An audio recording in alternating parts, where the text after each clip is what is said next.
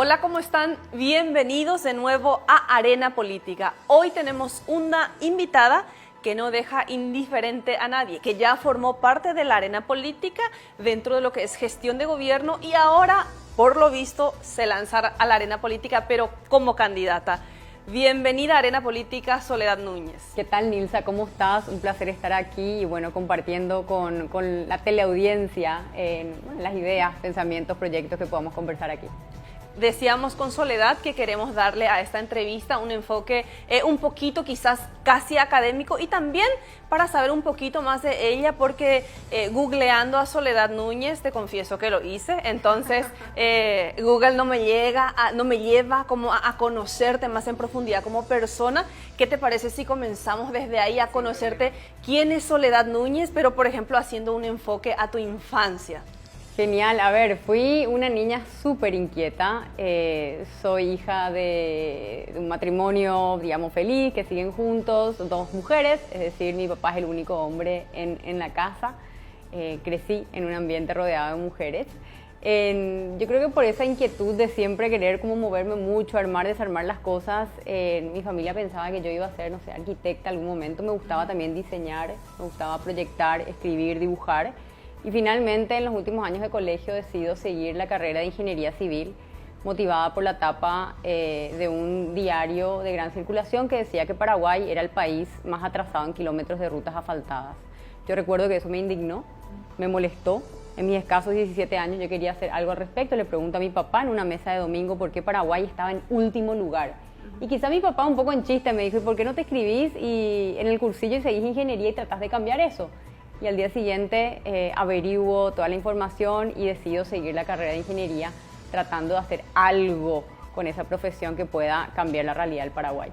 Es una profesión más asociada a lo masculino. Totalmente, de hecho también desde la facultad ya comencé a desenvolverme bastante en ambientes a los cuales la sociedad los cataloga como muy masculinos. Uno de ellos es el sector de la construcción, de la ingeniería, ingresamos 8 mujeres y 100 hombres. Esa fue mi promoción. Durante, digamos, todo el desarrollo de mi carrera profesional en la facultad, también me tocó como mujer tener que lidiar con una suerte como de comentarios machistas que siempre están en el ambiente. Seguro a vos también te habrá tocado vivir eso, Nilsa, en otros espacios. Recuerdo algunos profesores que en aula decían que las mujeres teníamos que estar limpiando o cocinando y que la ingeniería era una carrera solo para hombres. A mí, lejos de asustarme, de alejarme, de perseguir mis sueños, eso me daba más fuerza, por un lado para demostrar que las mujeres estamos igualmente capacitadas que los hombres para poder liderar cualquier cosa que nos interese liderar, cualquier tipo de proyecto, cualquier tipo de iniciativa. Y también por otro lado me daba fuerzas como para seguir también superándome personalmente, poniendo metas y bueno, esto me lleva a egresar también la carrera de Ingeniería Civil con la mejor nota de la promoción y... O sea, fuiste la mejor de tu promoción. Sí. Sí. Eso, por ejemplo, no lo encontré en Google.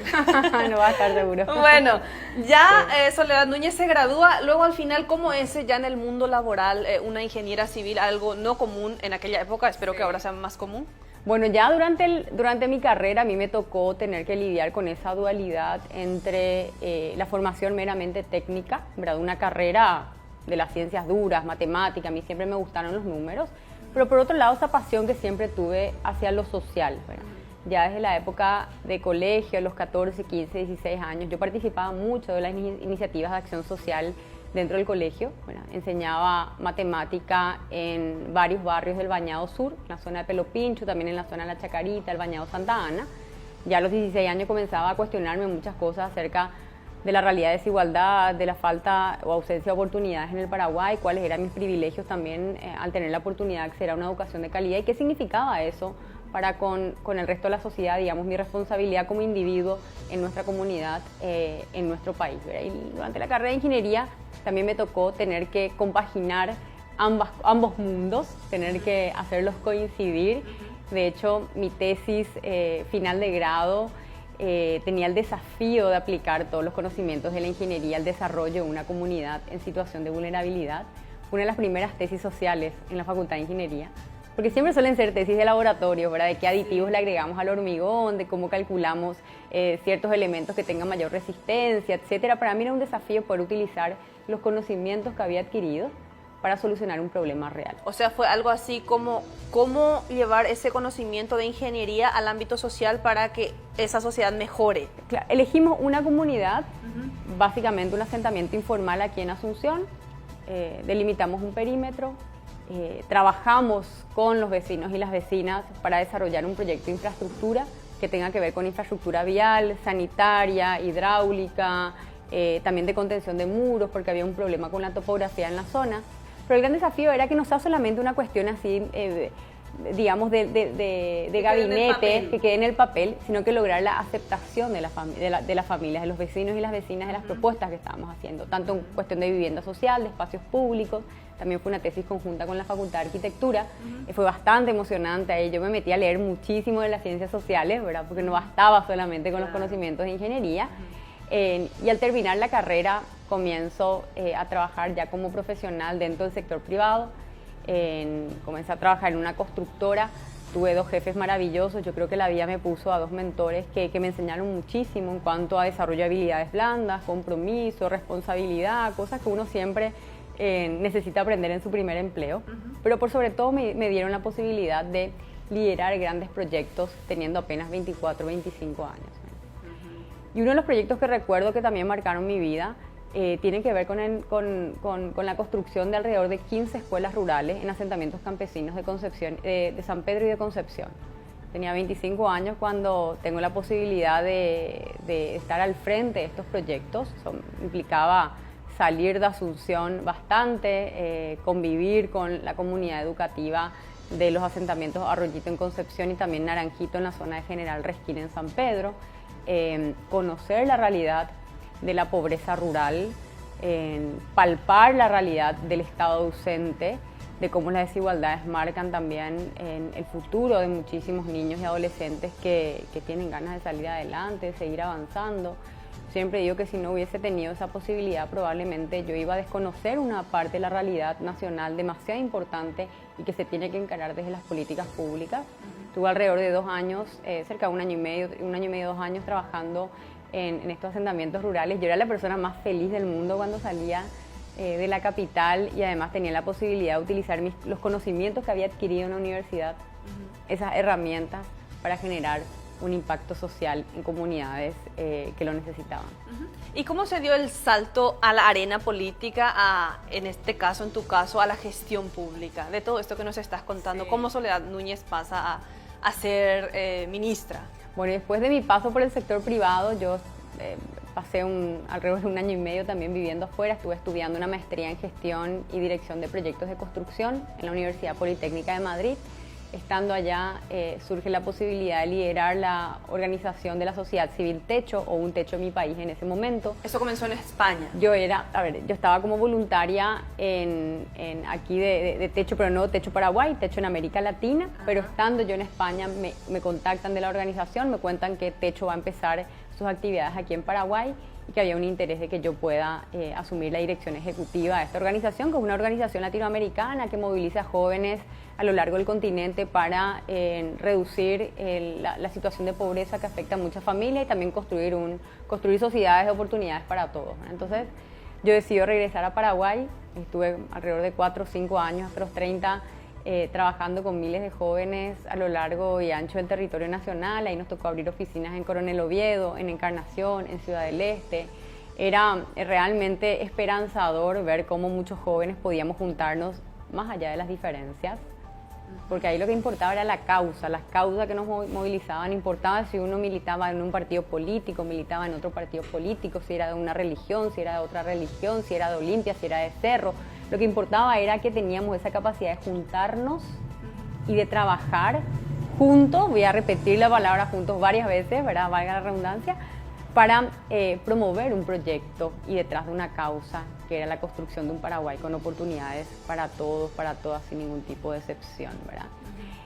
Techo me llevó también a recorrer gran parte del territorio nacional, no solamente los departamentos de Caguazú, Alto Paraná y Itapúa. También trabajamos muchísimo en San Pedro Sur, en distritos como Santaní, Unión, 25 de diciembre, y bueno, conociendo la realidad también de muchas familias que viven en situación de de vulnerabilidad. Y bueno, estando en Techo, tuve cierta visibilidad pública, una organización que estaba muy en contacto con la realidad de falta de vivienda en Paraguay. El gobierno en ese entonces pasa por una crisis mediática, una crisis quizá de reputación, la primera crisis que fue del sector vivienda, donde el entonces presidente tiene que cambiar al ministro, ¿verdad? Después de 1 año y medio su gobierno. Yo creo que yo estaba en el lugar correcto, en el momento correcto, liderando una organización que no solo movilizaba a un montón de jóvenes, sino que muy consciente de la problemática de falta de la vivienda en Paraguay, y probablemente esa fuera la razón por la cual me llaman para asumir el desafío de ser ministra de una de las carteras más sensibles para el Paraguay, que es la cartera de vivienda. Ahora llegamos al punto, le comentaba yo a Soledad, vamos a hacer una entrevista que parezca que sea, ¿verdad?, un poquito distinta, pero llegamos a este punto crucial donde sí o sí tenemos que tocar este tema, ¿verdad? Llegas al gobierno de Horacio Cartes como ministra de la Secretaría Nacional de la Vivienda, era en ese momento, ¿no? Ahora MUF, el Ministerio de Urbanismo. ¿Qué pasó ahí para que eso terminara, se rompiera esa relación política entre ustedes y ahora vemos tu camino vaya por otros derroteros? O sea, yo nunca tuve una relación política con ningún sector político de Paraguay, ¿verdad? Cuando yo decido entrar al sector público, tiene mucho que ver con esta historia de militancia social que yo te estaba compartiendo, con un contacto directo con miles de familias en situación de vulnerabilidad en nuestro país. Y cuando recibo la llamada por parte del gobierno, no fue fácil tomar la decisión. Con todas las personas con las que conversé en ese entonces, uno siempre llama a mentores, líderes de opinión, amigos, familiares. Ni una sola persona me recomendó que acepte NINSA.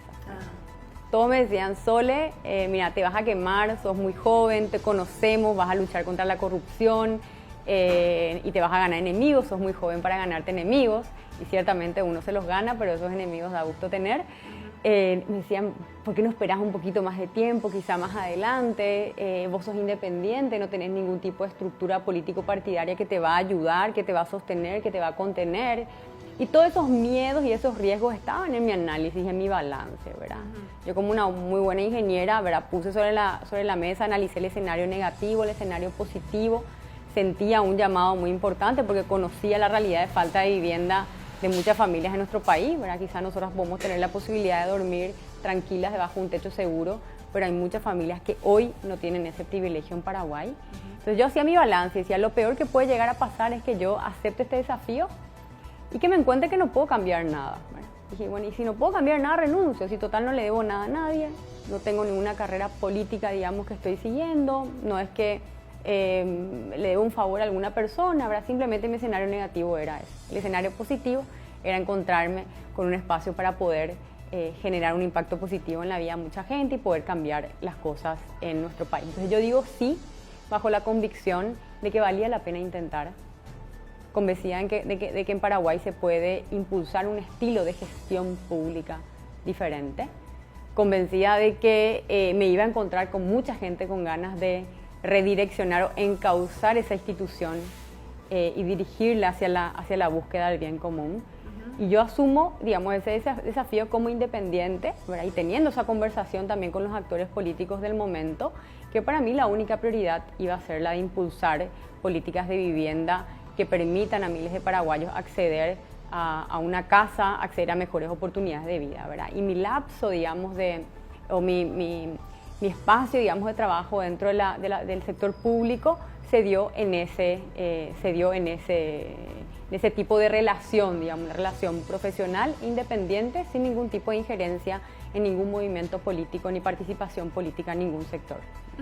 Te seguimos en Arena Política, en Twitter, en tus redes sociales, ¿no? Entonces vemos comentarios de esa gente que piensa, por ejemplo, ¿cómo es posible que ahora estés en contra de alguien o de un equipo político que te impulsó? ¿Cuál es tu respuesta para eso? Es que primero que yo creo que los cargos de ministros, digamos, ni de ministras le deben favor absolutamente a nadie, ¿verdad? Y eso no debería haber sido así nunca, ni tiene que ser así en el Paraguay, ¿verdad? O sea, las personas que son designadas en los cargos públicos tienen que entender que se deben única y exclusivamente a la ciudadanía, ¿verdad? Yo creo que cuando yo asumí la cartera de vivienda también, esa visión personal hacia la política estaba muy clara, puesta sobre la mesa, ¿verdad? Que es lo que me permitió también en todo momento tomar decisiones poniendo en primer lugar el interés público, el interés general y no el interés particular. Y creo que además la nueva política tiene mucho que ver con eso. Nosotros hoy en Paraguay tenemos un desafío de reinventar o de refundar la práctica política, ¿verdad? Estamos llegando al fin de una primera época o una primera transición democrática, los 30 años de la Constitución Nacional que se cumplen en este año 2022. Amerita que como ciudadanía, como sociedad, hagamos un análisis, una evaluación. Yo cuando miro la Constitución Nacional que diseñamos, que fuimos capaces de crear, veo que es una constitución bastante sólida, ¿verdad? Que contempla un montón de aspectos, pero que sin embargo las instituciones que construimos encima tienen un montón de falencias, ¿verdad? Son instituciones que padecen muchos males, entre ellos la corrupción, el clientelismo imperante, el prebendarismo, ¿verdad? Un montón de vicios que están enraizados en la práctica política que tenemos que desterrarlos, ¿verdad? Hoy, si tenemos que comenzar a pensar en una nueva forma de hacer política para los próximos 30 años en el Paraguay, tenemos que entender que esta tiene que ser una política orientada a la construcción de bienestar para la sociedad, tiene que ser una política orientada al bien común, tiene que ser una política con rostro humano, no puede ser una política que solamente se preocupe por ganar elecciones, porque eso es perverso y eso es tremendamente peligroso además, así es que caemos muchas veces en una lógica donde los políticos ganan elecciones y al día siguiente se ocupan de la siguiente elección y no de ver cómo dotar de contenido material a nuestra democracia, es decir, de desarrollar políticas públicas que sean efectivas, que sean eficientes, que lleguen a atender a las demandas ciudadanas. Y así pasa el tiempo y quienes padecen, digamos, o sufren esa mala praxis política es la ciudadanía. Un poco en el reconocimiento de esta situación es lo que me impulsa también, Nilsa, a entender de que tenemos que involucrarnos directamente con la política, con el proceso también de conquista y búsqueda del poder, pero para traducir, para reencauzar esa política hacia la búsqueda del bien común, ¿verdad? Si vos mirás mi trayectoria, hoy en gran parte te conté un montón de cosas, ¿verdad? De los 16 años que vengo trabajando en causas sociales, preocupadas por temas que tienen que ver con la sociedad, desde el sector privado, la sociedad civil, la academia, estoy enseñando en la universidad también, pero llegó un punto que me llevó a entender de que eso no era suficiente, era importante, pero no suficiente, si es que no apuntamos a tener liderazgos sanos para la República, si no apuntamos a tener a las mejores mujeres y los mejores hombres ocupando espacios y tomando decisiones para que Paraguay pueda desarrollarse tomando la base de todo el potencial que tenemos, porque somos un país rico, ¿verdad? Yo creo que los paraguayos somos gente trabajadora, honesta, con ganas de salir adelante, pero prevalece ese otro modelo que tenemos que desterrar. Para desterrar ese modelo que nos estás diciendo, ¿verdad? Ahora en esas conversaciones que se están dando para la concertación, esa concertación se da entre partidos y movimientos políticos, ¿no? ¿Desde qué movimiento político se va a presentar Soledad Núñez para generar ese cambio del que nos estás hablando? Claro, la concertación que tenemos como vehículo electoral enfrente, que hoy es una posibilidad, creo que también puede llegar a marcar una historia en nuestra vida democrática, ¿verdad? Primero porque siempre hemos visto alianzas que se dan entre diferentes sectores políticos que se definen a nivel de las cúpulas. La concertación que hace nos invita un poco a ejercitar ese músculo electoral, a ir a las urnas para que la ciudadanía defina una chapa que pueda ir a competir en abril en las generales. Y también le da mayor legitimidad si uno compara con las chapas que son definidas a nivel de las cúpulas partidarias, ¿verdad? ¿Por qué? Porque es el ciudadano con su voto que acude a las urnas el que termina decidiendo quién es la mejor chapa para competir en las generales. Y esta concertación nacional también invita a partidos y movimientos, ¿verdad?, de toda la República. Puede darse también que algunos movimientos de los partidos tradicionales participen, incluso del Partido Colorado, del Partido, digamos, Liberal claramente. Ellos ya lo decidieron en su convención nacional que estarían apostando por la concertación para definir la chapa a presidente y vicepresidente, ¿verdad? Entonces, es muy importante que ayudemos casi en esta cuestión casi pedagógica, ¿verdad?, para que toda la ciudadanía entienda el valor que tiene la concertación como espacio para construir acuerdos que trasciendan elecciones. Porque a diferencia también de las alianzas que terminan después de las elecciones, las concertaciones perduran. Eso significa que hay que acordar sobre una visión país. Acá hay que acordar no solamente cómo se gana una elección o cómo se le gana a un partido. Acá hay que acordar cuál es el Paraguay que queremos para el futuro. Acá tenemos que sentar a hacer los esfuerzos para identificar esos puntos de unión en materias de reformas del sector salud, en materias de reformas del sector transporte público, también del sector vivienda, educación, empleo, ¿verdad? Temas que son finalmente los que preocupan a la ciudadanía y que quieren también encontrarnos y ver a todos quienes decidimos hacer política que tenemos la capacidad de acordar y de construir proyectos en conjunto. Imaginemos un escenario tal que Soledad Núñez quiere ser candidata a presidenta de la República y no se da eso.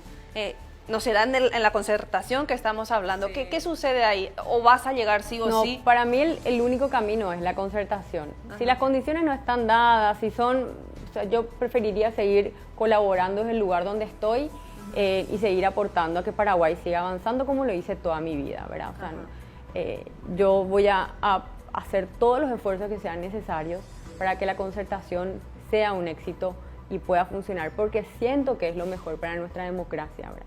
Y yo, la Soledad Núñez, no tiene así una aspiración desmedida y ambición desmedida por un cargo público y político. Si yo termino hoy en día considerando la militancia política como una alternativa, es porque veo que no hay opción, es porque me siento atrapada, aportando desde diferentes espacios de la vida, digamos, cotidiana, que Paraguay avance y me topo siempre con la misma limitación, ¿verdad? Que son nuestros tomadores de decisión, ¿verdad? Si nosotros no mejoramos en la calidad de nuestros representantes políticos, es muy difícil que vayamos avanzando en otros aspectos en nuestro país. Cuando se observa, por ejemplo, el contenido del discurso de Santiago Peña, es parecido a lo que vos nos comentás. Es como un cansancio por su parte respecto a lo que existe y como para generar un cambio, en su caso sería desde dentro. ¿Qué opinas de eso, de su figura, porque fue tu compañero cuando fuiste ministra? Yo creo que es un poco, es un poco peligroso tratar de generar los cambios abrazándose con los mismos de siempre, ¿verdad? Y yo veo eso, ¿verdad? Y yo no creo que el fin justifique los medios, ¿verdad? Yo creo que hay que tener muchísimo cuidado con esas ideas y con esa premisa, porque también trae implícito un poco de soberbia, ¿verdad? Significa que uno cree que va a ser mucho más de las condiciones, que uno es mucho más del entorno, que uno es mucho más de las decisiones que toma. Y lo cierto y concreto es que si uno decide seguir ese camino, ¿verdad? El fin justifica los medios, uno puede perderse durante el proceso, ¿verdad? Porque tantas veces tuvo que o pisar sus principios, o abrazarse con gente en quien no confía, o con personas que no tienen una foja de hoja intachable, que al final del camino su compás moral está completamente confundido y desvirtuado, ¿verdad? Y la política necesita, digamos, una entereza de principios en ese sentido y mucho cuidado a la hora de definir proyectos políticos, ¿verdad? Pareciera que en su caso, entonces, el fin justifica los medios. En mi caso, no. No, en el caso de Peña, quiero decir. Yo creo que sí, ¿verdad? Sí, yo veo que es utilizar una estructura partidaria porque aparentemente es lo más fácil, porque tenemos luego en la cabeza, en la premisa, que sí o sí las estructuras tienen que ayudarte a ganar y un montón de cuestiones. Y yo prefiero dotar a la política de un poco de idealismo en ese sentido, ¿verdad? Contar un poco una narrativa distinta, porque además me toca conocer a mucha gente en diferentes distritos y espacios territoriales del Paraguay que tienen las mismas ideas. Pero el problema es que el sistema es muy fuerte, ¿verdad? Por eso cuando uno encuentra, y conocí políticos muy buenos de todos los partidos, de todos los movimientos, acá no hay excepción, acá tenemos que tener cuidado al tratar de identificar a los ciudadanos decentes con ganas de aportar al desarrollo y al cambio positivo en el Paraguay. Y muchas veces a nivel de las bases, estas personas se topan con la estructura y con un sistema que les dice, si vos no entras a jugar bajo las reglas del juego, yo te expulso, ¿verdad? Y a veces vemos esto en casos de algunos concejales, algunos intendentes de muy buena gestión en todo el país, pero que no pueden seguir su carrera política porque no están dispuestos a dar el brazo a torcer o a renunciar a sus principios, ¿verdad? Y tenemos que encontrar y unirnos, digamos, todas esas personas que tenemos quizás esa visión similar y tratar de proponer una forma distinta de hacer política en Paraguay. Para ir redondeando, Soledad, vos que tenés conocimientos académicos respecto a gestión pública, ¿cómo se diseña una política pública para que tenga éxito? ¿En qué sentido? En el sentido de generar impacto en la sociedad y que no solamente sean números, ¿no? Si vamos a ir a un ejemplo tuyo, no decir solamente hicimos tantas miles de viviendas, sino observando cómo las familias que accedieron a esas viviendas finalmente sus vidas mejoran, ¿no? ¿Cómo se hace eso y cómo lo harías vos en el hipotético caso de que llegaras? Sí, primero, antes que nada, definir qué es una política pública. Yo cuando enseño esto en la universidad y cuando quiero colocarlo como en con vocabulario simples y sencillos, digo, las políticas públicas son todas aquellas soluciones que plantea el Estado para atender las necesidades o las problemáticas de la sociedad, ¿verdad? Es decir, es una relación transaccional entre dos actores principales, el Estado y la sociedad, con ciertos fines particulares de satisfacer y atender demandas ciudadanas que están vigentes. Entonces hay un ciclo de la política pública que tiene que cumplirse, que empieza con la identificación correcta del problema. Y muchos de los problemas, o sea, muchas de los inconvenientes a la hora de diseñar política pública pasa porque los hacedores de política pública no entienden verdaderamente la problemática que afecta a la ciudadanía o al ciudadano. Asumen que entienden, ¿verdad?, encerrados con aire acondicionado entre cuatro paredes detrás del escritorio, pero no hacen un esfuerzo real para poder comprender con una visión sistémica cuáles son las causales que están detrás también de esa problemática que llega a la mesa del tomador de decisión, ¿verdad? Entonces hay un montón de metodologías y de prácticas que merecen un esfuerzo importante para comprender a cabalidad la problemática. Una vez que tenemos resuelto el problema o que entendemos correctamente qué es lo que está pasando, cuáles son las causas, que esto nos impide también que lleguemos con soluciones parches. O sea, muchas veces cuando no entendemos bien el problema es de que se plantean políticas públicas que son superficiales y que no solucionan de fondo los problemas. Y ahí se dispara todo el ciclo, ¿verdad? A partir de que identificamos correctamente el problema, tenemos que tener la capacidad de hacer un buen análisis y determinar los diferentes cursos de acción que puede tomar el Estado para resolver ese problema, valorarlos, compararlos en base a algunos indicadores, ¿verdad? Porque no existe una sola solución para un mismo problema. Existen a veces muchas soluciones para un mismo problema, pero ¿qué tiene que hacer el técnico o el analista político? Definir o proponer a los tomadores de decisiones cuál sería el mejor curso de acción en base a la factibilidad económica, en base a la factibilidad política, en base a las condiciones que están dadas en el entorno. Entonces, tienen que haber siempre muchas alternativas y esto también nos impide ese análisis, que se tomen decisiones simplemente por cuestiones dogmáticas, que se tomen decisiones simplemente por ideologías, que se tomen decisiones por intuición. Muchas veces nuestras políticas públicas están basadas en intuición.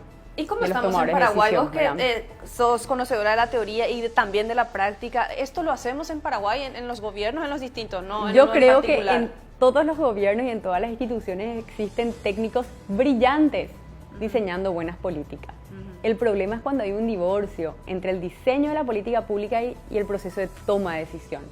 Entonces aparece un ministro o un presidente y tiene que tomar decisiones para administrar la escasez de los recursos que tiene enfrente, ver el presupuesto general de la nación y ver a dónde destinan los recursos. Y dice, yo creo que hay que construir un puente a Chacoí, ¿verdad?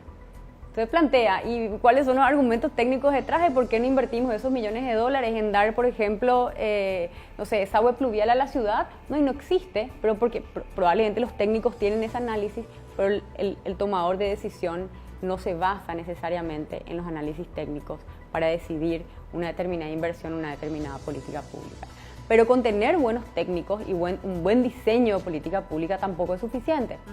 De hecho, yo creo que en Paraguay, en las estanterías de un montón de instituciones, duermen muchísimos planes y proyectos y actividades y diseño de políticas públicas excelentes, pero no tenemos la capacidad para implementarlas correctamente. Entonces, cuando uno termina de diseñar la política pública, hay que mirar las instituciones que tenemos.